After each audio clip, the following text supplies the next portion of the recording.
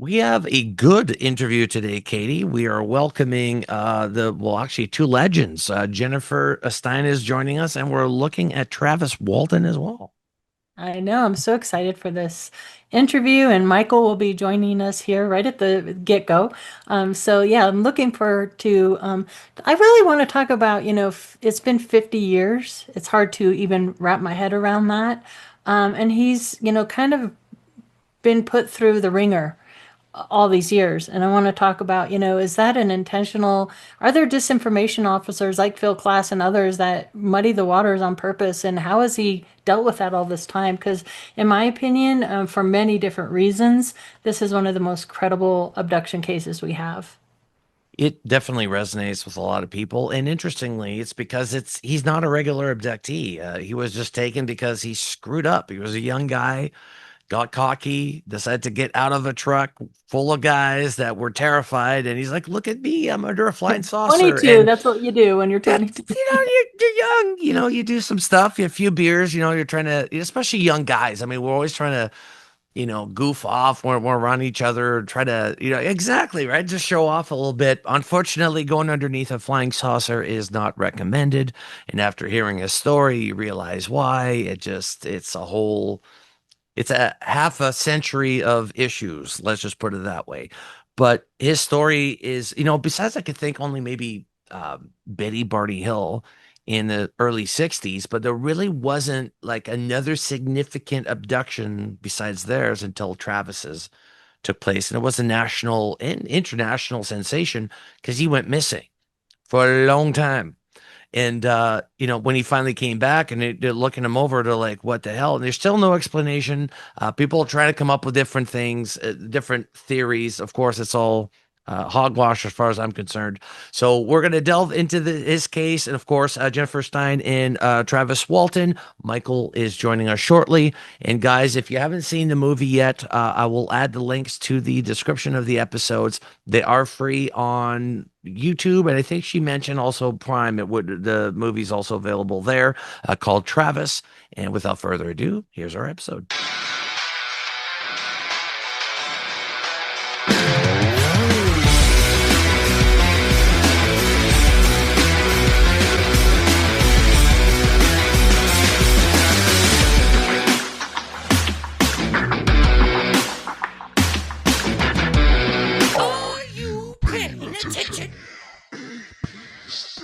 Well, as promised in this episode of the podcast, we have Travis Walton and Jennifer Stein joining us.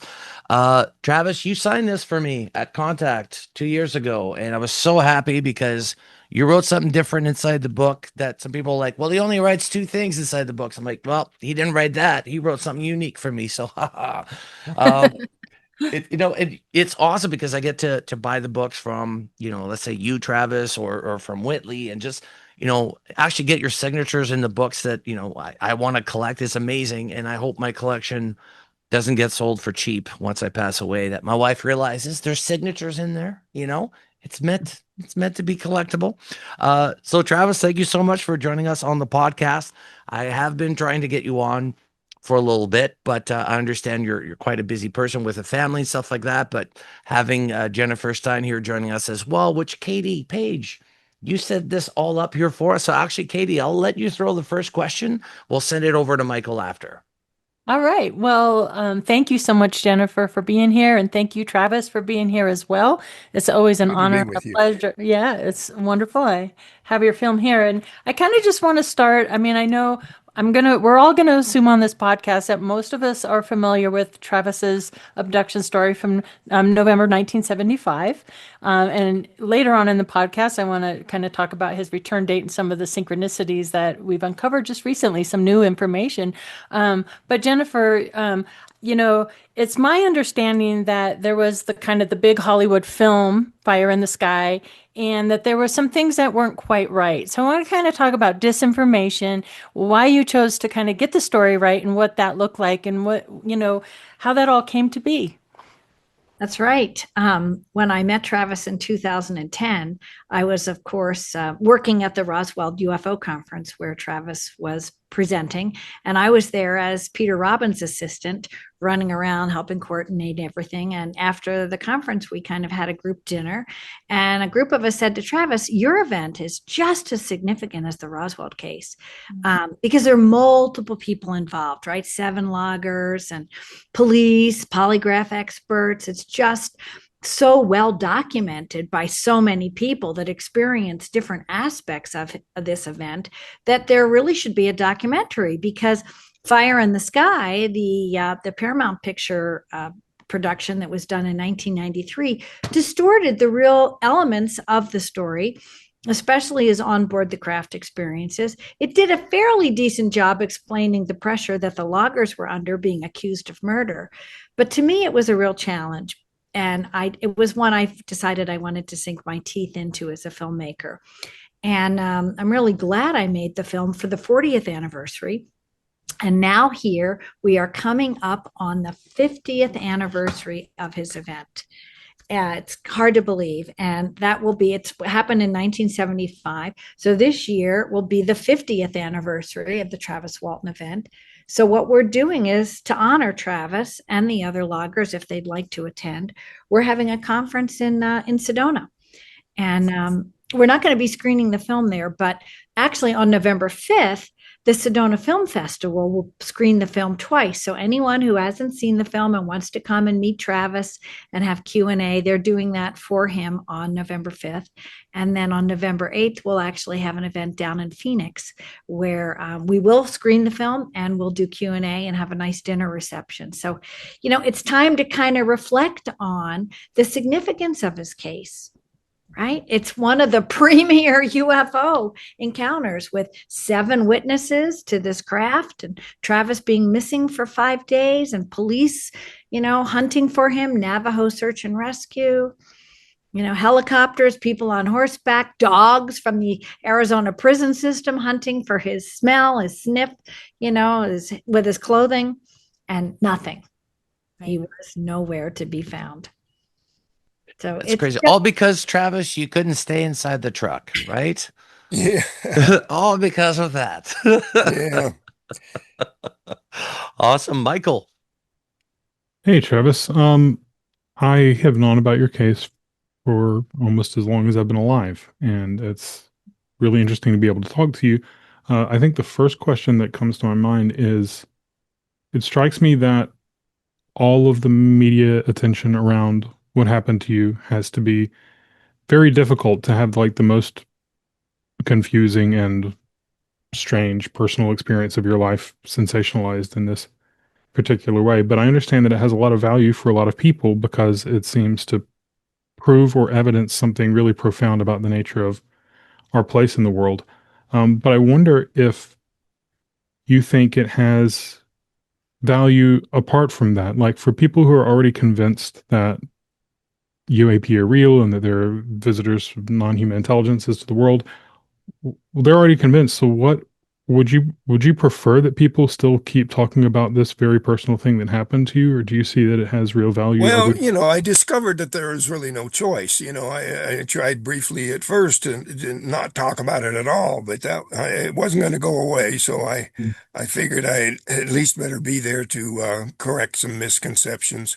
But mostly, a lot of it was generated from the fictionalizations that were in the movie. People assume that they're watching things as they happen in real life, and there's no movie that you see on the big screen, none, in which the depictions are biographically or accurate, documentary style accuracy.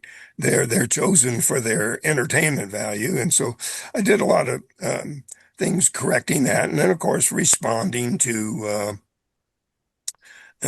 crazy stuff that skeptics said.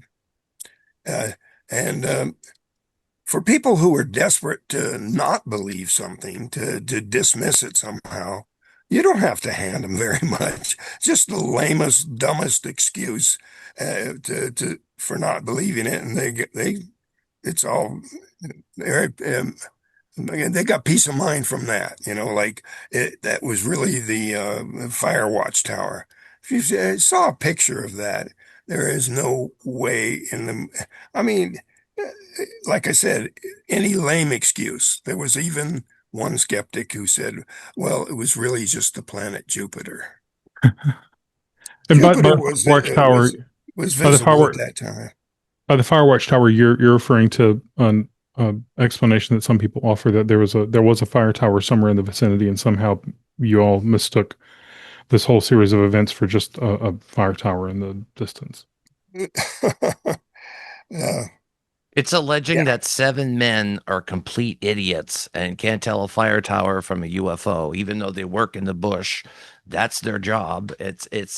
And you're right, Travis. It's as long as they give you an excuse to fall asleep at night. I'll take anything and everything as long as it doesn't, as long as it lets me sleep at night. Oh, it's Jupiter. Well, that's what it was. That's what took Travis was Jupiter. Like, it's really they call us the crazies. It's like, well, that logic that they use to dismiss this entire situation that we're facing globally, to me is stupid. Like it's not, it's it's trying to put something that doesn't fit. Well, UFOs can't possibly exist, so the only possibility is that it's a fire tower. Yeah, yeah. Finding some What? Yeah, like explanation. just anything and everything. It was fireflies. I'm pretty sure, seven men know exactly what had happened. If somebody killed somebody and there were seven witnesses, those seven witnesses would put that person in jail. But if you happen to be taken, well, no, that doesn't count, right? Well, yeah, like I said, any lame excuse. Oh, they were all hallucinating on drugs. Oh, seven people are going to have the identical hallucination, huh? And you're going to vanish In for every a few detail. days. Yeah. Yeah. And even if that was the case, and like Katie, you're out on the field all the time. You see this. Jen, you see this. Travis, you've seen this, and Michael, like to nauseum. Um, but whenever they approach a subject with, especially if there's been an abduction and stuff like that, they want to de-establish your credibility, right? The first thing the newspapers look for, like, are you a deviant? Even like they'll look for anything. Oh, yeah, a divorce. It's like, what does that have to do with anything? Like you could be going through a multitude of things and still have an experience happen to you. It does not negate it from happening. What I don't like is that they targeted not only your personal life, but the personal life of all the witnesses involved, which I don't think is fair. We wouldn't do that under any other circumstances, but under yours, it's the scrutiny. I mean, for decades has been there. I remember watching a show, and I forget what show it was, but they were trying to discredit you on the show, which probably there's been several, but it angers me because you can see it in their face. They're like, I'm going to get you. Dude, it happened. Like you went through countless lie detector tests. The guys have been through lie detector tests. Most of the guys don't like each other, as far as I understand, Travis. One guy had only been on the crew for 3 days. Hardly knew him. One of the guys I'd had a fight with that morning. That's not collaborators. No, no. And why would one of them would back away and say, you know what? Or two of them say, you know what, it was a dumb thing that we did in our 20s. I mean, obviously there's been stories of people saying, oh no, he took his story back, but that's bullshit. This event took place. People go out to this location. There's still weird things happening to the trees. Anyways, that's enough for me. Katie, go ahead. Oh, I went. It's Michael's turn. Oh, is it Michael's turn? Oh, well, whoever's Oh, turn it is. yeah. So would you say that you're personally passionate about this issue, the larger UAP issue, or do you feel like you're just kind of caught up in this argument about whether a thing happened to That's a you? good point. It's not just a defense of my personal reputation. I do feel an obligation, a duty to make something good come of it. I mean, it's cost me, but at the same time, I want people to know that there is a core reality here. At the same time, this might sound um like I'm vacillating or something, but not every story out there is true. You know, Sure. Yeah. some of them are true. So next, I'm pressured to say, well, which ones are good and which ones aren't, and I'm not going to go there. You see, people who were attacking me were people who hadn't done their homework. They didn't even have the basic facts of the story straight. So I felt that if you're going to comment on an event, you have the moral obligation to get your facts straight first. And I don't have the resources to study any of these other cases and decide, put the stamp of authenticity on which one or whatever, because that would be a slippery slope, be an endless process. So what do you see as that core reality that you feel like you have an obligation to help articulate? I mean, is your automatic vocabulary that you go to in your head aliens, or is that just the framing that's kind of been applied to it? And would you modify that framing for people? Well, yeah, I think there are some events that are genuine observations that are actually secret military phenomenon, or even errors of perception, people. And then there's people who make stuff up too. But the category of usefulness in terms of educating people, I think, and this is just my own surmising, that the aliens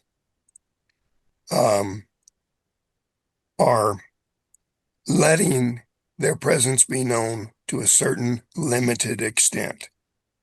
People who say, well, why don't they just land on the White House lawn and say, here we are, Mr. President, and here's tons of technology from 5,000 years in the future. That would be very destructive. They're not going to do that. So to me, and this is just my own thinking, they're at the same time intelligent enough that they could do everything they're doing here and remain undetected. So I think these sightings and limited observations are, like I said, limited to a deliberate, conscious degree. And my thinking is that they're probably just trying to accustom us to the idea and let that sink in a while. Jen, or Jennifer, I should say. I don't know. It's okay if I call you Jen. I don't know. But my question to you is, with documenting Travis's case properly, what have you noticed was one of the biggest deceptions or maybe misconceptions that we have about the case that you found to be, it's not true, or that it was propagated maybe because of the movie, that ended up like messing up the experience, trying to turn it into like this, I don't know, horror movie type scenario by the end? What have you found to be the one piece of misinformation in this whole case that really stood out to you? Well, actually, there's many pieces that people continue to try to, confuse. What Travis encountered is two different species on this encounter that he had when he was missing or gone. And we do not know where he was. Was he in an underground base? Was he on a mothership out in space?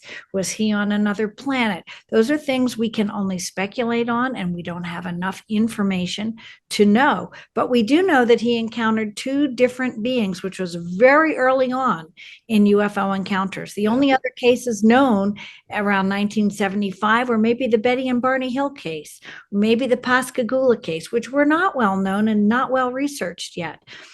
But the fact that he encountered two different species, and the fact that they most likely brought him back to life. They did not pick him up to mess with him. Yeah. They weren't doing experiments. A rescue mission, as Travis says, right? It was a rescue mission, most clearly. So that gets confused all the time. Also, we know that there was rapid tree growth in the area where this event took place. And people have continued to try to deny that even till today.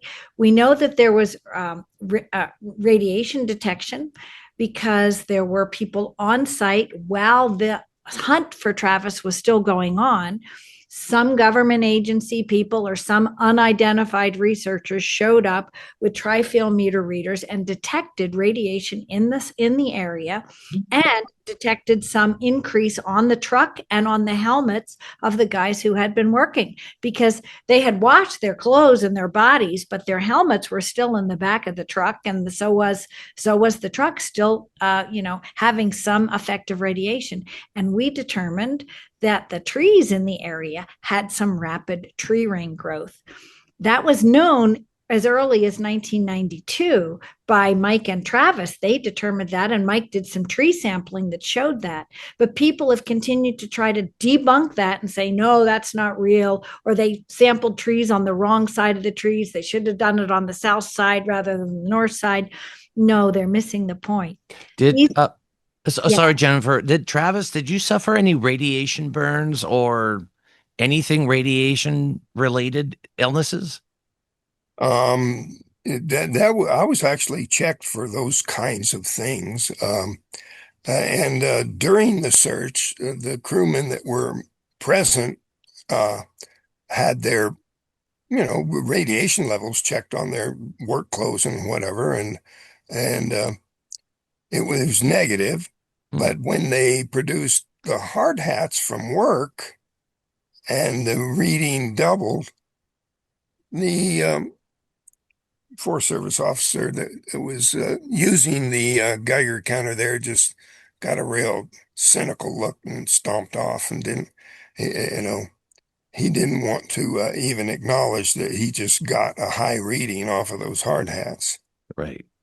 But one of the guys did have radiation. Well, possibly. He ended up with cancer on his arm, and he was sitting closest to where the craft was. Is that correct? Yes, yeah, that was the most direct shot of any of the other people that were in the crew there.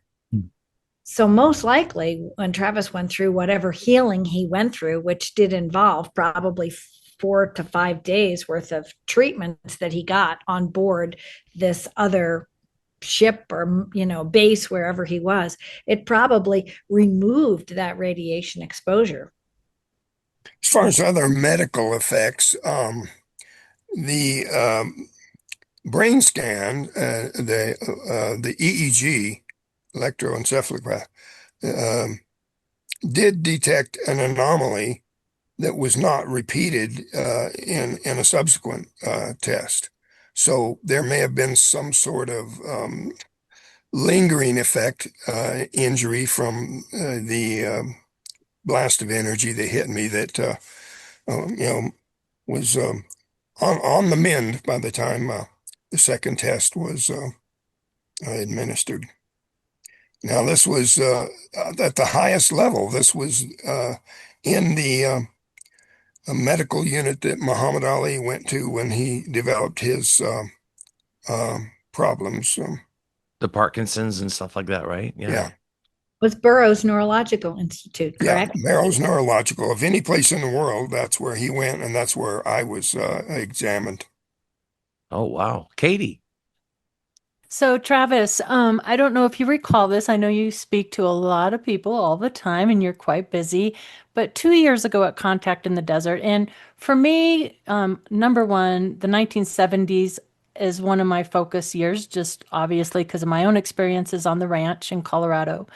But at the time, I walked up to you and I said, now, there were two interceptors that crashed in Elbert County on November 11th, 1975. Then we have the Air Force coming out in Ontario, stating they're watching several craft on radar November 11th, 1975. And they scrambled these jets out of Selfridge, Michigan, over the Great Lakes, traveling 35 nautical miles.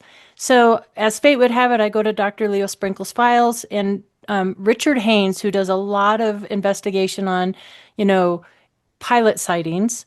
I pulled his information, his files about November 11, 1975, and I walked up to you and I said, well, this is really interesting, Travis. And you told me not only do we have 4 interceptors admittedly being scrambled on November 11, 1975 across the country up into Canada, but you said, you know what else happened November 11, 1975? You were returned from your abduction experience right after midnight, and the Edmund Fitzgerald sinks and 29 men go missing. Do you remember that conversation?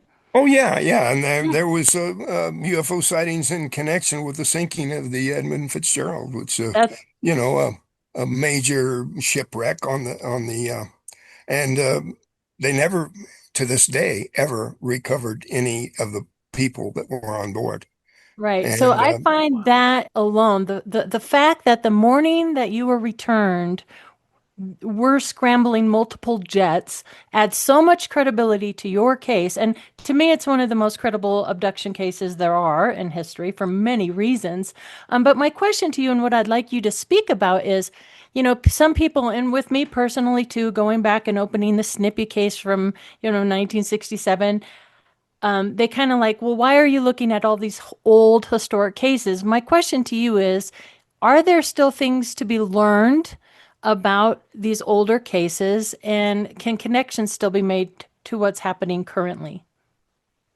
well, yes, yes. Not only new information occasionally crops up, little bits of evidence or something is discovered, but also just a different perspective and a different examination. Well, what about this idea? And find out that fits the facts differently. So, and that's a retrospective sort of approach to it too. Yeah, I agree. Thank you for that. So, Jennifer, when you're working with Travis on this documentary and you're trying to pull together all the archival footage or any evidence that you had, what was the most difficult either piece or person to obtain that you needed for this documentary? Absolutely needed because it was crucial. Was there anything that was particularly hard to do for this documentary? Well, I will say the first film that Katie was holding up was the 2015 version, right? And as you notice, the case I'm holding up now looks a little different. So I had to remaster this film in 2017 because I did license footage. Stanton Friedman was wonderful to me, and Travis. He was one of the first people on the case that went and interviewed Travis in his home. Love Stanton. Yeah. And Stanton was part of a documentary that was done in 1978 with some great archival footage filmed in 1978, interviewing Mike Rogers and Travis and some of the other members of the crew and polygraph experts, things like that. So I licensed some of that footage from a producer in Hollywood. He agreed over the phone. He agreed in email. I sent him a check. I thought everything was fine. I never got my contract back giving me rights to use the footage, even though I'd sent it to him with my check. So after about 2 years of me asking him, he sent me a cease and desist letter. So I could either take him to court or go find new footage. So I decided to go find new footage and kept looking and digging for other archival footage, which I did find, and I licensed rights for that. So I had to take out his archival footage and put in some new stuff. And that's a big hassle. That's very expensive for a film. Wouldn't you think that when he signed your check, that was implicitly an agreement? I could have taken him to court, Travis, to prove that. Yes, I could Yeah, but have. then it cost you a fortune. Exactly. Something that should already I been lived in yours. Pennsylvania at the time. He lived in California. So you're working with different state laws. We have a court system in this country. We do not have a justice system. And people who encounter the law discover that. Anyone can take anyone else to court if they have enough money and enough motivation and enough ego. And I've just decided I was going to choose a different path. I had a good story to tell, and I was going to put my resources where they mattered. So I went and found new footage, and that was a bit of a hassle, but it did give me an opportunity. It gave me an opportunity to shoot an interview, which I didn't have in the original film, with Chuck Ellison, who was the key police officer, deputy at the time, who met all the boys when they came off the mountain. He was the first one to meet them all, encounter what their emotional capacity was like, was, sniffing around for marijuana or alcohol and whatnot. Also went back up on the mountain with the boys. So we learned information from him we didn't know. He actually spent the whole night up there that night thinking maybe the craft would come back with Travis. Oh, really? Yes. This was the police officer. Okay. Deputy Ellison. Yeah. Didn't know that part of the story. Deputy Yeah. Chuck Ellison. So that was a bit of a hassle to have to go through that. And what I've also sadly discovered, as we were talking about earlier, those people who would like to debunk the case, Travis and I recently went back to the forest in December of 2024 with a new young filmmaker podcaster named Patrick James, who lives in Phoenix, and he's coming out with a little expose on Travis's case. And we went back to the site, and sure enough, I'm pretty suspicious that the most recent debunker, I think his name was Ryan Gordon. He was camped out at the forest in 2020, 2021, 2022 in a van and was debunking the case. I think he set the existing stumps, which showed this epic, we called it epicentric rapid tree growth, because where the trees were in a circle around where the UFO craft appeared, they grew more rapidly on one side of the tree than the other. And that was pretty substantial evidence that we only discovered in 2014, to the extent that we really looked at it and really studied it with Ben Hansen. So Ben and Travis and I did a site review, which is all up for free, and people can look at it at my website, which is traviswaltonthemovie.com. So if you go there, you can find a bunch of different video clips I've put on a debunking page. So I think that what happened is this debunker probably set those stumps on fire and hatcheted them apart, because they were no longer, they were clearly showed signs of being specifically burnt. So they would rather sabotage the evidence than to collaborate the story. Yes. Yeah. And the thing is, Ben knew that would happen. Yeah. That when we discovered this, he said, let's videotape this. Let's photograph all these stumps with a compass so we can clearly show that this is rapid tree growth, because every single tree was different. Right. And that's very unusual. You have rapid tree growth in an area. Now, yes, when you cut down one big tree and there's more sunlight exposed to one sides of the tree, yes, they will grow more, but only at 10%. According to major dendrology departments, if you speak to a tree expert, they'll grow an increase of 10, maybe 15%, but not 33.3%. And not in a circle. It would be a straight line, if anything. Well, right? not different. All the trees were different, and the rapid growth was different on each tree. So we documented that very well in our 2014 site review, which is captured in this remake of the film that we did. Plus, I put little clips up online so people could go and see that. So it's very disheartening to see that somebody would go to the forest, do that effort, burn these particular standing stumps and hatchet them apart so that no one could go back and find them. And that's a shame. That's really a shame. But that's the effort that people will go to try to explain this away or come up with, somebody is interested in not letting us really see the full picture.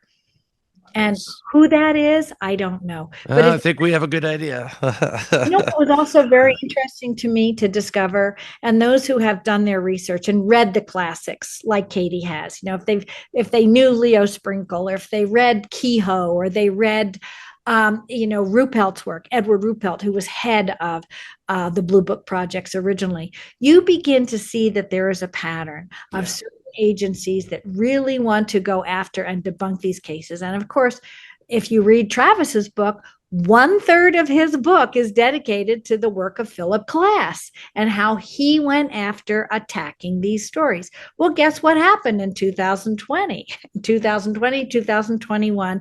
Suddenly, all these same excuses that Philip had showed up on this podcast. And I was saying to my friends who were calling me saying, Jen, you wouldn't believe what they're saying on this show, So finally I would tune in and watch it periodically, or I'd watch the reviews they posted online. And we would say, God, it sounds like Philip came back to life. Well, sure enough, I've read archives of Philip Klass. So guess who was one of his proteges and students? Was a man named Robert Schaefer. So Robert Schaefer was a graduate student at Northwestern University at the time when Philip Klass was very active.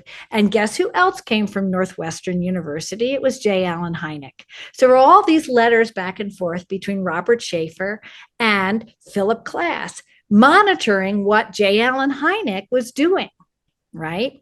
So guess who shows up on the podcast, UFO Classified? Towards the 3rd or 4th episode, it was Robert Schaefer.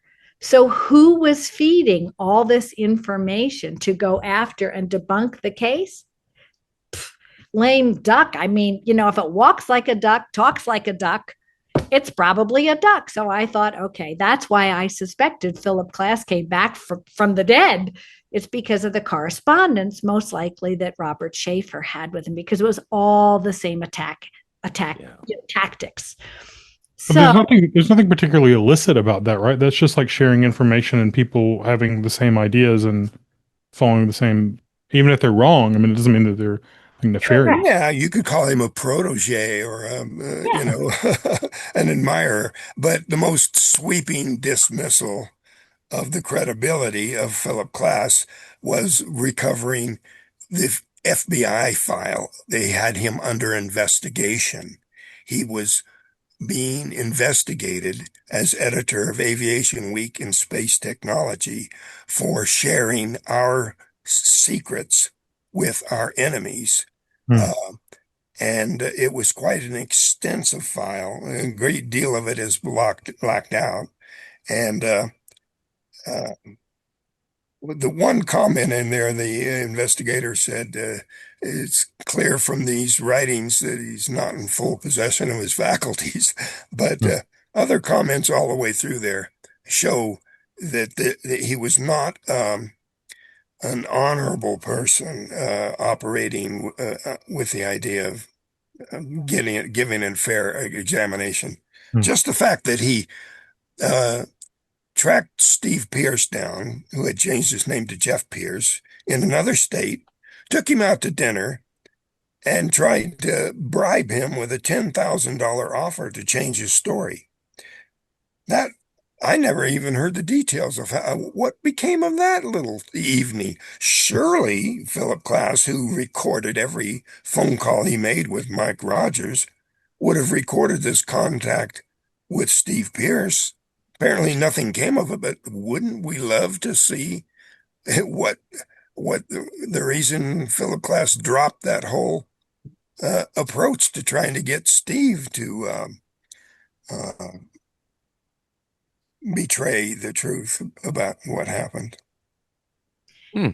So you see, there is money and finance involved. And if you looked at what was going on the UFO Classified podcast, if you looked at the preparations and the equipment that Ryan Gordon showed up with, it was, $1 million operation or well, I mean, certainly he had Expensive. a big outfit, very expensive to do. Who is paying him? So you have to kind of question, well, No ufologists, I'll tell you that. There's right. no money. Yeah, Exactly. just the Exactly. $10,000 offer. Who's coming up with that? Bingo. Yeah, that's a big chunk of change. Where are you getting that from? So, who is behind wanting to debunk these cases? And of course, when Travis's case was being debunked in 2021, so was the Betty and Barney Hill case, not only in the United States, but on two continents. Major issue, like a major initiative to say, oh, these classic UFO cases aren't real. Well, who's behind that? Yeah.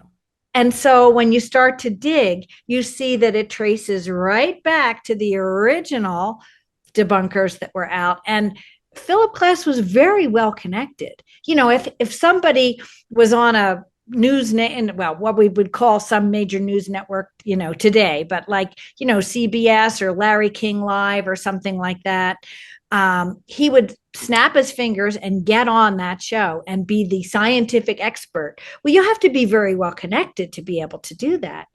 And I just don't think he was that well connected just by being the editor of this magazine. So I But you think think I he would was love to government know why sponsored? the FBI turned their investigation of Philip Klass over to the CIA, because he sort of switched sides at that point, appeared to. Oh, yes, if you ask me, by reading his files and his archives, absolutely. The letters between him and Condon and Donald Menzel, it's very clear. He was offered cruises to go to the Mediterranean and things like that. I actually think that Philip Klass had a secret life. And, he's not alive anymore, but I suspect that since he was never married, and from the letters that went back and forth, he was offered cruises with what appeared to be company of his choice in the Mediterranean, right? I think he might have been gay, and he might have been picked up on some sort of charge for homosexuality in the 50s and 60s, which was not acceptable. And he might have been manipulated or pushed or told this is what he's going to This have just to seems do. like a lot of speculation about a person's sexuality, and so I'm not sure that I'm like happy to engage in that. But let me Yeah, ask. that's not appropriate, but I'll tell you what, I would love to know what's underneath those blacked out parts of the FBI investigation of Philip Glass. You Yeah, know, would. especially if the text preceding and following that suggest it deals with matters directly related to my case. Well, let me ask a orthogonal question to this. Um, there's so much detail to be adjudicated and so many points of speculation and worry and involved around all this. And I know that there's a sense among a lot of people in this subject that a lot of that's created intentionally. I think you both seem to agree that that's created intentionally. But I wonder if our strategy is the right one in responding to it, because you could imagine that all of these all this debunking or noise is created for two different reasons. One reason might be to get people to not believe you, right? To call your credibility into question, for instance. And then the right strategy, if that's the case, is maybe to respond and point by point show how they're wrong, how it's all disinformation. But what if the strategy is different? What if the strategy is not to discredit you, but to get you to engage in not talking about the most important aspect of this phenomena, but to talk about all of the noise that they've created?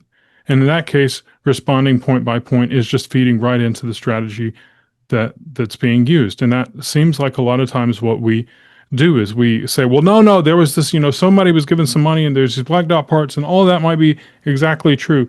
But it really seems to distract to me from the most profound elements of the case. Like if we just so here's the question. If we just granted that we believe everything that you say happened to you, Travis, and I really think what you say happened to you is what happened to you. If we granted that and believed it and put all of the noise off the table, what is the takeaway? Is it just that there are aliens coming to Earth? If that's it, what does that matter? Like what is the like grand existentially significant point behind all this? Is there one? Do we know it? I mean, I don't expect you to necessarily know it, but do you think there is one? My speculation is that humanity, sorry, isn't worthy. Mm. Open contact would immediately result in demands for technology, which would probably be deliberately pointed towards warfare. But even if it didn't, if it was nothing more than free energy, it would be hugely destructive and meddling, so to speak, and possibly, violating. It's similar to, a fictional thing that came up in the old Star Trek series, the non-interference directive.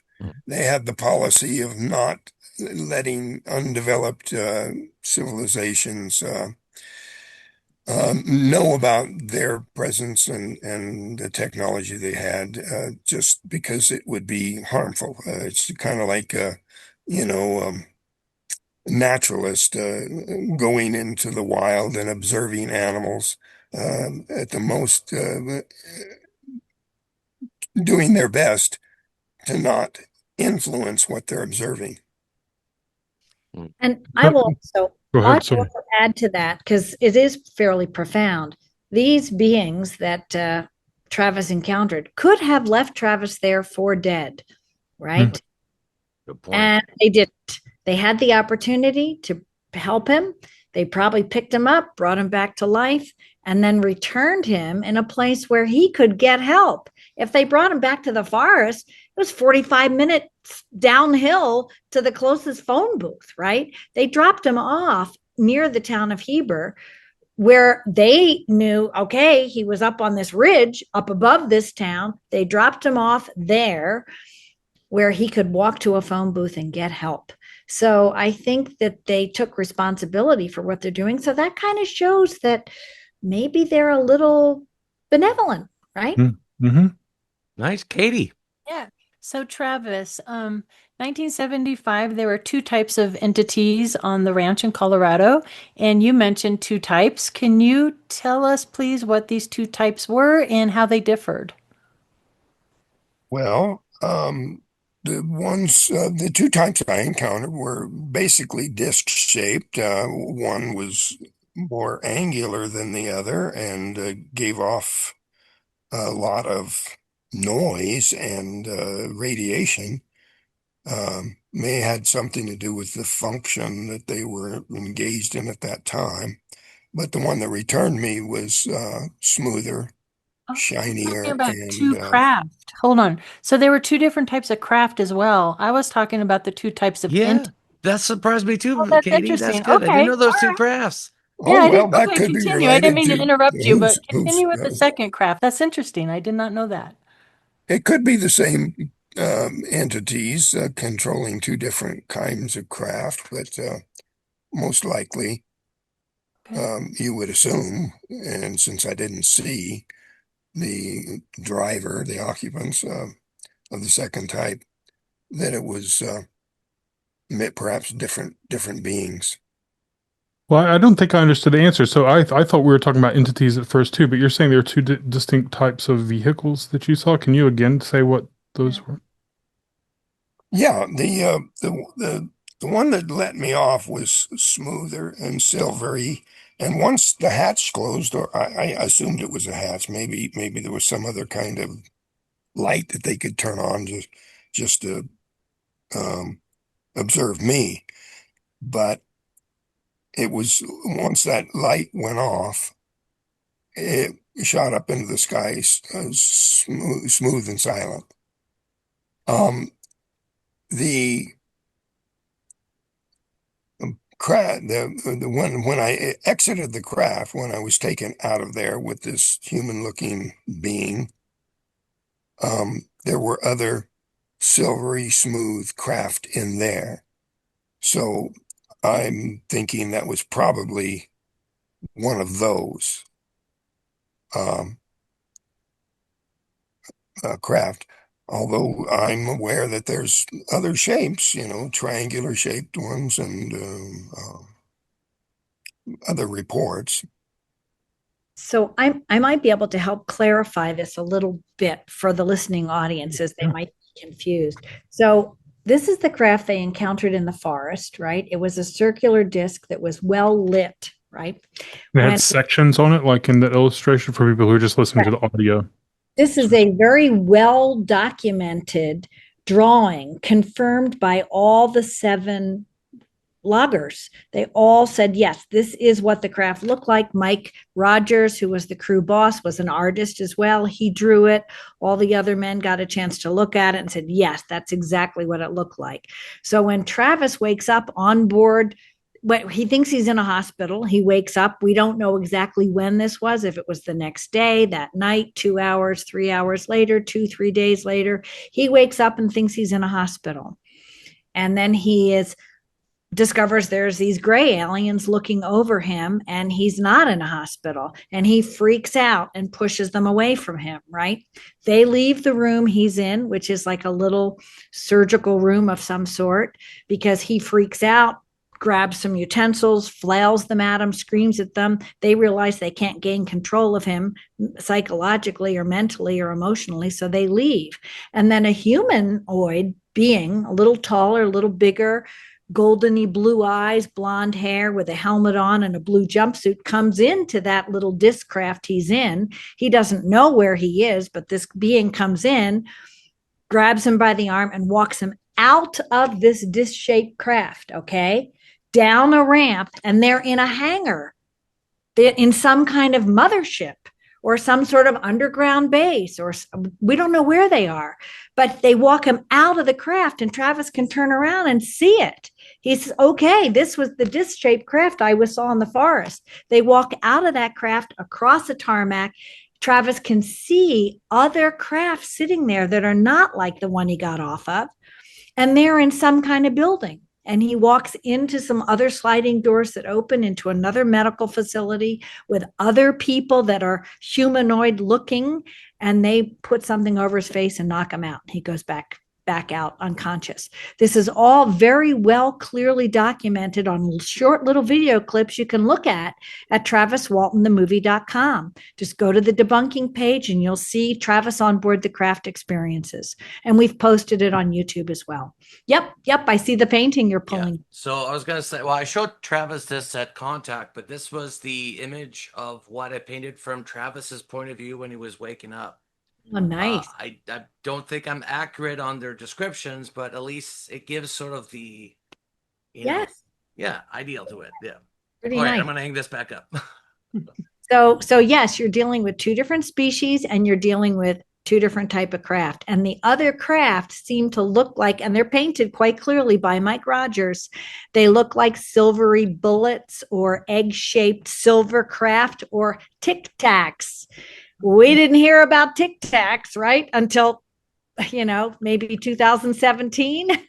Right. But they seem to be sitting in the hangar where Travis could observe. And one made sound, kind of like the Lonnie Zamora Socorro case, and the other was silent. Is that correct, Travis? Yeah. Yeah. Wow. Okay. Travis, this must be crazy for you, but it's coming up on like 50 years since this happened. But do you ever think about what the state of your body was after that shock? Like, they took you for 5 days. That must have been a lot of work for them. Do you ever wonder about like what condition you were in when your coworkers just bailed out on you? Well, yeah, and that was one of my primary concerns at first. Was there going to be some sort of a terrible, like maybe just exposure to radiation, can develop cancer or, lingering negative effects? I Right. was worried about that. And, the medical tests that I underwent immediately were pretty thorough. And that one anomaly, it's not been explained to me, but it did go away. Um, the absence of any negative medical conditions in the following years could have been a coincidence. Um, but I was working, 12 hours a day just to sub submerge myself in work so that I didn't have to think about that. And the strain you would think would make me sick, and took no vacation time, worked all the holidays, And you're a young man getting worked my married days with off, kids, right? Yeah. and yet never called in sick one time. So Wow. it might just be that I was taking good care of myself and healthy for that reason. Well, that's good. And they never found any implants or anything weird on your body since then? No, there were upper body X-rays searching for such things, but there was nothing. Huh. Okay, we got time for one more question each. Michael, let's shoot it off to you first. I guess the wrap-up question I would ask is, and I don't know if you answered this before, is if you could have not gone through this, is that clearly what you would have preferred and just have had a normal life? Or Absolutely, absolutely. Bottom line is, I would not have gotten out of that truck. You know, uh, I recount that little humorous exchange I had with Steve. His girlfriends were saying, "Well, how come you didn't get out of the truck?" Implying that he wasn't brave enough. And he says, "Well, mind control made Travis get out of the truck." And I said, "Steve, well, what if it was mind control that made us stay in the truck and I'm the one that overcame the mind control?" Yeah, like this Just one's not joking. I don't listening. think I don't think mind control was involved there. It was just my impulsiveness. But yeah, I'm the one that got out of the truck and everybody else was frozen stiff with fear. And that was the smartest thing. What they say, young and dumb. We're all young and dumb. How old were you then? Like 23, I was 24? 22. Yeah. 22. Yeah, dude, any young 22-year-old would do something like that to show off to their friends, right? They could just but it gave you a great life story. I mean, holy crap. It was hard to beat. Katie, go ahead. I guess, well, first of all, thank you both so much for taking the time to be here. Um, I guess my one question for Travis would be, do you feel that through the 50 years that you have been continuously kind of monitored or tracked by whoever took you? Has there been any like lucid dreams or downloads or anything like that that you feel that you're constantly sort of just being, watched a little bit? Well, intuitively, you would, um, I go back to recounting my anthill theory. A human being walks by an anthill and says, I think I'll stop and have a conversation with that ant right there. And I thought of ourselves as being insignificant in their view, but I now have changed my point of view completely. And part of it is becoming aware of our military, the Utah Data Center, a computer that is storing every electronic communication on the face of the earth.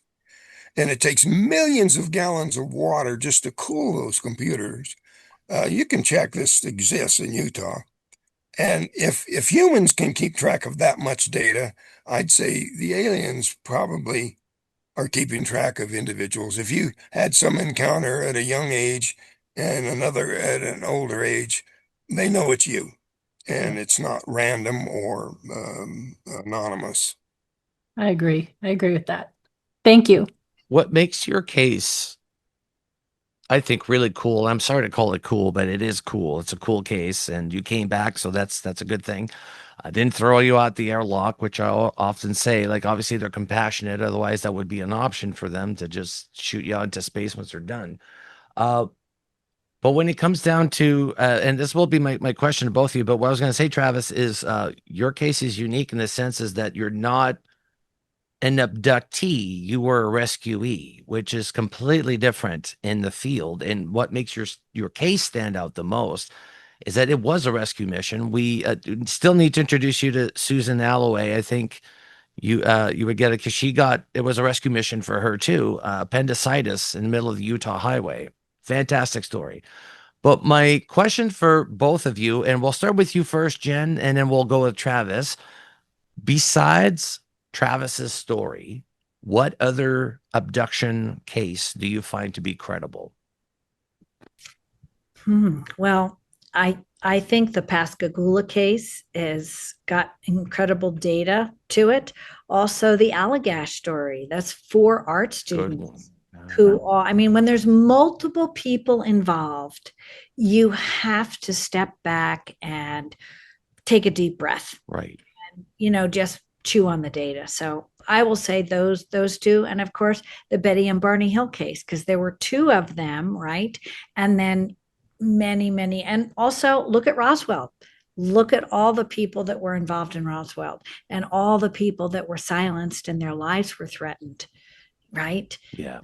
So I still can't listen to the Betty and Barney Jennifer Hills. has extensive justification for rendering an opinion on other cases. I don't. She studied them, and I don't feel that I would be justified in providing any opinion about other cases because I haven't studied them. Is it something, Travis, that you're just, I mean, because obviously you're inundated with this your whole life. I mean, you're going to conventions and different lectures and stuff like that. So your life is, you're still living this 50 years down the road. But is it that you don't want to investigate? Not that you don't want to, but it's just that you don't feel that you should investigate other cases considering your case is so huge? I've found other cases that were very interesting and I've looked into them personally, but I'm not going to share that with anybody because it's not complete enough to use, the status of my position to pass judgment. It's like I said, it would be a slippery slope, and it'd be no end to that sort of thing. And in the final analysis, it would still just be one man's opinion. You gotta love that about Travis, that he's so freaking humble 50 years later and he's still not taken. We don't see that often in the community. So it's great to see people have humbled approach, especially when they have a case as big as this one. I don't know if I'd be the same Travis. I would be the biggest, do you know what happened to me? Like I'd be at every convention, like it's Mardi Gras, but it's not the case with you. And I appreciate that because it shows that you're a genuine person. And in 50 years, when I first saw your story and what was it, 93 when the movie came out or something like that, I never want to get taken by aliens. If that's what happened to him, I'm not interested. But obviously, we found out that your case was quite different and it wasn't nowhere near that traumatic or that horrifying of an experience. And I hope that Hollywood does, and you did a good job on your movie, Jennifer, about just explaining how things actually work without adding any drama to make it more exciting, or maybe you should cut out this out of the movie. Documentary work really should be documentary. If it happened, it happened. I know some people don't like Bob Lazar. I'm a Bob Lazar fan. But he screwed up too. He was in his early 20s when he worked at Area 51, and after the Area 51 he got involved with some sort of prostitution ring in Las Vegas. It was messy, but it doesn't mean that what happened to him did not happen to him, right? Jen, did you wanted to promote something and say something at the same time? I'll say that Travis makes a great statement in the film, in the documentary that I produced. And he says, I wouldn't wish this event on anyone except some, disinformationists or debunkers. They would be well served by having this experience. And I thought that really nailed it. Yeah. Yes, and I will tell people that if they want to know more about this 50th anniversary celebration that's coming up, they can go to sedonamufon.org. I am the Sedona State Section Director now that I live in Arizona. Stacy Wright asked me if I'd take on that job. So I do not free, I do public programming. It's inexpensive to go to usually. So we're doing a conference in October, and it's called the Sky Fire Summit 2025. And it's where we say that we are marking the 50th anniversary of the Travis Walton event, which is true, but it's also a UFO conference. So we're also calling it Secrecy to Transparency, 80 years of secrecy revealed. And we have some great top speakers. We're going to have Don Schmidt there, and he's going to talk about the early days, J. Allen Hynek and the Blue Book Project.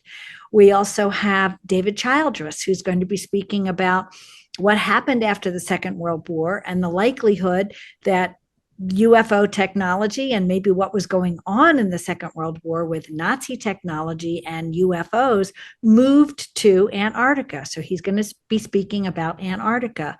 Then we have Melinda Leslie speaking about the Bradshaw Ranch. There's a big episode coming out about that with Ross Colhart and Melinda Leslie shortly on News Nation. And then we have Stacy Wright speaking. I'll be speaking with Travis, and it'll be a lovely celebration. It'll be 4 days. We're going to start out Friday night with a screening of another film I produced with Ron James called Accidental Truth. And then we have 2 days of conferences, and we're going to end on Monday, October 20th, with the World UFO Disclosure Day run by Danny Sheehan and the New Paradigm Institute. So this will be a very powerful way to end the conference. Then on the 5th of November, the actual anniversary, the 50th anniversary, the Sedona Film Festival is hosting Travis and I, and we'll be screening the film both at 3 and at 7, and we'll do Q&A after that. And Phoenix MUFON is hosting Travis on November 8th. Just a few days later, it's a Saturday. So from noon to 3, we'll have a program.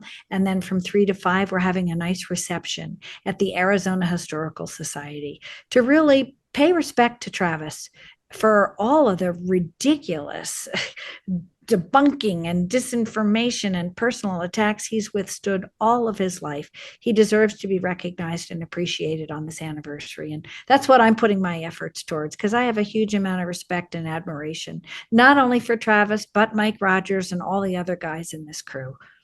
Great. Yeah, and it raises the questions of how many stories are like that, similar to this crew and Travis's story, where it's not a regular abductee. It just happened. The situation was what it was. And, so many people are passing away with their, events never being documented or never telling anybody. But, Travis, you've never backed down from telling the truth, even though when yeah, I would have. You're a bigger man than I am. I don't think I would have done that, put up with that scrutiny for over 50 years. But that's what makes you somebody to look up to. Because if somebody's had a similar experience, or even if they're abductees, regular abductees, but they hear that somebody could be talking about their experience for over 50 years and just don't back down, just keep on swinging. Because, Well, I'm here for people who really want to know. I don't advertise the book. People find out about me and come order on their own.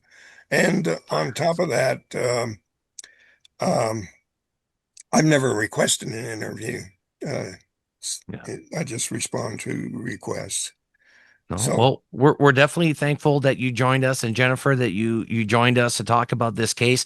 This is a case that's fascinated us for a long time. Obviously, it's probably what, Katie, would you say top 5 cases of abductions that's probably in the world right now? So, it's amazing, and you're always educating us as well. We didn't know about the 2 different UFOs, that 2 different saucers. That's a new piece of information for me. I didn't know that. There was a sports model. What would you call the other one? Tic Tac. The Tic Tac. It looked like a Tic Tac?